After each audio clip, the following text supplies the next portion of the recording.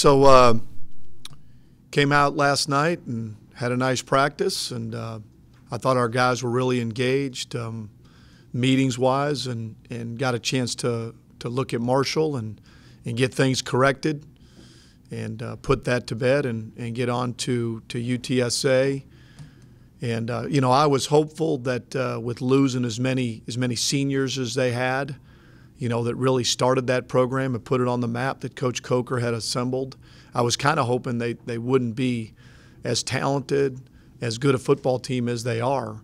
You know, they've played an awfully good, you know, opening schedule. You know, when you talk about Oklahoma State, Kansas State, Arizona, you know, and then Colorado State at home, who went to a bowl game last year, and then, you know, you got Louisiana Tech, who's kind of favored to win our division. So there's a lot of teams in our league that would be 1-5 after those 6 games. So we're going to have our work cut out for us. Coach has done a great job there.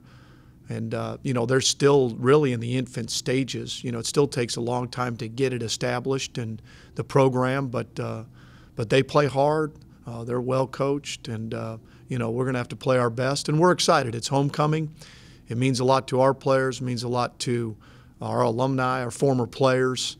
And it's a divisional game. It counts twice. You know, you win the tiebreakers. So it's important for us, and I anticipate that we'll have a great week and we'll put our best foot forward this weekend. Questions? Obviously, you always talk about it being the next one, but can you put any extra value on it being homecoming and getting a win in that game? Homecoming's part of the value. The value is that it's a conference game and it's a divisional game. That's really where it comes down to, is your divisional record against teams. You know, they're 1-1 in our division, and we're 1-0 in the division. So our goal is to be 2-0 in our division, put them at 1-2, and then 2-1 overall in the league. Anything jump out? You mentioned you went back and watched Marshall. Anything jump out that you didn't really see? No. I mean, you know, I thought we played awfully hard, and I thought our defense, which is a great sign, you know, to hold them under 300 yards and really hold them in check. There was a few plays we gave up, but besides that, I thought there was a number of outstanding efforts defensively. We're getting healthy there. So I was fired up about that I thought I'd see. But, you know, the good news, I said this after the game, is we're good enough. That's the frustrating thing. You know, maybe a couple years you go up there and you lose 31-10 and you move the ball and you're like, hey, man, we're getting better. No, we're already there. And the good news is we're good enough. We're good enough. I mean, we can control our future. That's what you always want. I don't care where you're coaching or what you want. As a student, you want to walk into a classroom and have a chance. You know, you want an opportunity in anything you do in life, and we have that opportunity. We're good enough. That's the frustrating thing, because we didn't play very well in the first half. The turnovers weren't the key then. The frustrating thing was the blocked field goal, the jumping off sides for their field goal, the unsportsmanlike conduct penalty that makes us kick from the 20. We don't cover kicks. We gave them a 38-yard drive and a 50-yard drive. I mean, those are things that teams that aren't successful do. That's the bottom line. Those are things you do to eliminate momentum, and it's something that we hadn't really done. We'd actually been, you know, done pretty well in special teams the last few weeks, but minus the field goal stuff. But we got to get that cleaned up. A couple of guys came back in the game against Marshall. How do you feel like they played? Anthony Swain came back. He played fine. Nothing special, but made some plays. He's going to continue to get better. The safeties came back. They were rusty. One of the plays that, you know, we got beat on the 61-yard touchdown pass. We'd put in the other safeties, and you know, it was a mistake. You know, and that's not on them. That's on all of us. That's me. That's our coaches. We didn't get them prepared as well for that situation, for that concept, and it stung us. But they're only going to be better this week, and we had to get them going. And so Devontae and Shadrick Truly will be back, and I think those were the guys that we got back. You talk about quarters during the season. Second quarter's now over. How do you assess where you guys are at? Disappointed. You want a winning quarter. We went 1-2 in this quarter. You know, we had opportunities. We won the one home game, but we had opportunities at Nebraska and at Marshall. We just didn't get it done against two good football teams. Just didn't get it done. On a game that was frustrating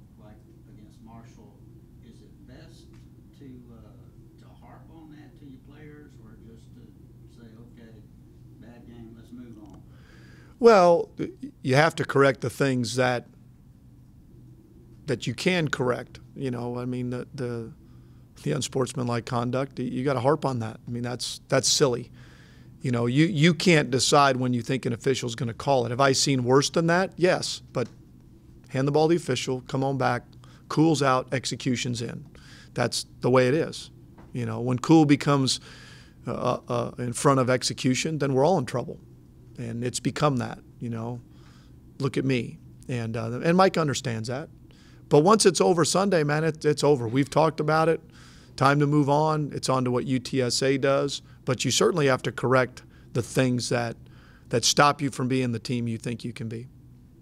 Being at the halfway point of the season, do you take any extra step back to kind of evaluate where you are for going forward the rest of the way? Not really. You don't really have time. You know, you just go from one week to the next week. There's no reason to step back. I mean, we got a good football team. We got good coaches. So UTSA's next. We're trying to get number 4. Offensively, what are some takeaways you have against the game from Marshall? Well, I don't think collectively we played very well. Now, they have something to do with that. I thought they had a really good plan. They're really good in the perimeter. That's the best secondary we've played against. They're very athletic. They're competitive up front. You know, once we got behind, now you're going to, you know, the pressure, you know, on Nick, and they blitzed us a little bit more and felt comfortable doing that. So, you know, that's part of it. Still, even in the fourth quarter when you were down after he'd gotten sacked, we still had 2 or 3 opportunities. We moved it. If you get 1 score, all you got to do is get 1. Get it within 2 scores. Make them make a play, and then get it to within 1 score. And if you get it back in, you might still throw it in the end zone. You're never really done unless it's, you know, 4 or 5 scores. You're still in it because we were moving it. You know, we didn't run it as well in the second half. But, again, you can't turn it over as much as we did and go 1 for 6, you know, on 4th down. We had 3 3rd and 2s that led to 3 4th and 2s, and we got none of it. I mean, that's a bad deal. You're not going to win very often, then get a field goal block and have to kick a field goal. And so that's just the way it is. I mean, it's pretty simple. You can look at the stats and say we got to do it better as coaches. We got to do it better as players. Do you respond to this loss any differently than the first 2, or is it about the same? No, I don't see any difference. It's a good football team, and we lost. The toughest thing in football is you play 12 games. So what each game is what, 8.5% or 8% of your season? It's not like basketball where you don't play as well and you lose 1. It's whatever percentage, 3%, 4%, or baseball you play 50 or 60 games in college and it's less than 1%, you know, or it's less than 2%, excuse me. So it stings more when you don't play as well and your victories mean more because it's much more of your season. So yeah, that stings to go up there and okay, you got to wait all week to play again and so that's frustrating. But again, on the positive side of it, which I've been, you know, for the last 6 months, is we have a good team. We lost to a good team on the road. That happens. We didn't play as well. They had something to do with that. The frustrating thing, we didn't play as well. The good news is we're good. That's the good news. We're good. We're a good football team. Now let's play like it. Let's practice like it. And let's go show it this week. When you go back and look at the block field goal, what happened on that play? A little bit of penetration, but the ball was low. We kicked it right into his hand. Do you adjust? And the first one was a little bit low. So every day we're talking about getting it up. We're talking about, you know, getting it elevated, and we didn't get it elevated. So. Do you, on a short field goal like that, do you consider maybe moving the kicker and holder back some? No, because it's the same elevation and the same distance. I mean, we're not gonna make the edge shorter. So we don't want them to come off the edge. I mean, and I don't care if he just drops it 1 foot over the crossbar. It doesn't have to be a kick that makes it 50 yards. The biggest thing is got to get up in the air, and we didn't get it in the air. So that's bad on our part, and it's bad on Parker's part. That's the way it is. I mean, you can't have that happen ever. What's the biggest point of emphasis going into UTSA? Playing better football and offense. You know, it's that's just the way it is. You can't turn it over. We fumbled it twice. Well, we fumbled it 4 times. You know, and you know, Nick got hit a couple times and lost the ball, and then the Casey fumbled, and something we hadn't been doing. So we've preached it the whole year. You want to win games, don't turn it over and create turnovers. You know, even on the 1 turnover that we got, the defense got one right back. Kalen intercepted a pass and got us set up in midfield. So, you know, it's playing better football. Now again, Marshall had something to do with that. You play good people, you're going to be exposed. The better people you play, the harder it's going to be. The less it's going to look like, okay, we just have our way. Marshall, they played us, worked pretty good on defense. We're getting better. Wasn't like they had 500 yards. So the better people you play, your little flaws, you'll get exposed. And we got exposed in a few things that we did as coaches and players. We just got to clean it up and do it better. Talk about the defense. 2 weeks in a row now where the defense has played pretty well. Mm-hmm. Is that what's that result of? Oh, I think we're getting better. I think we're getting healthier. I think that's part of it. I think we do have a lot of new guys. I think, if you just look around who else playing, all of our safeties are new. Brian Anderson's only in his second year. Elijah Parker's in his second year. Swain's in his first year. Ruff's in his first year. Bolton's in his first year. Mike Smith's in his first year playing inside. Darian Yancey's in his first year. A bunch of those ends are playing that are new. Mustafa's new. You got a lot of new guys.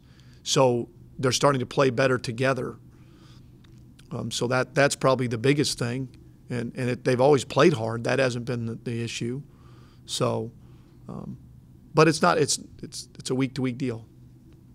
2 weeks ago, everybody was talking about, hey man, this game looks like it's going to be a, high-scoring game, going to be two teams collecting the hundreds, and then now this week we're playing great defense and we're turning it. It's a week-to-week thing. We have good players, we have good coaches. We've got to find a way to score points and find a way to stop them.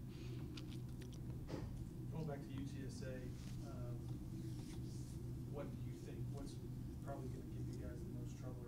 Or what are their strengths?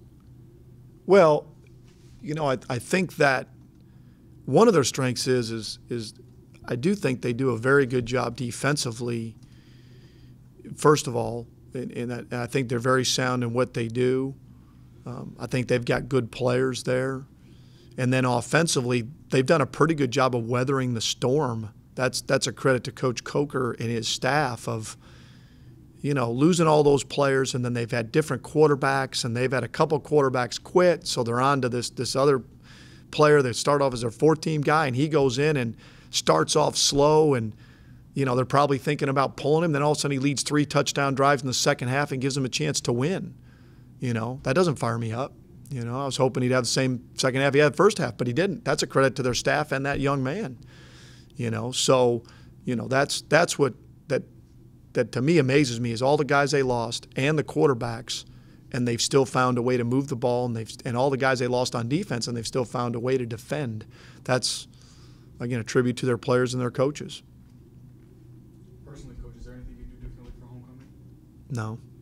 No, not particularly. No, I don't think so. What does this week look like as far as events and pep rallies or anything like that? Does that distract from anything? No, I really don't know.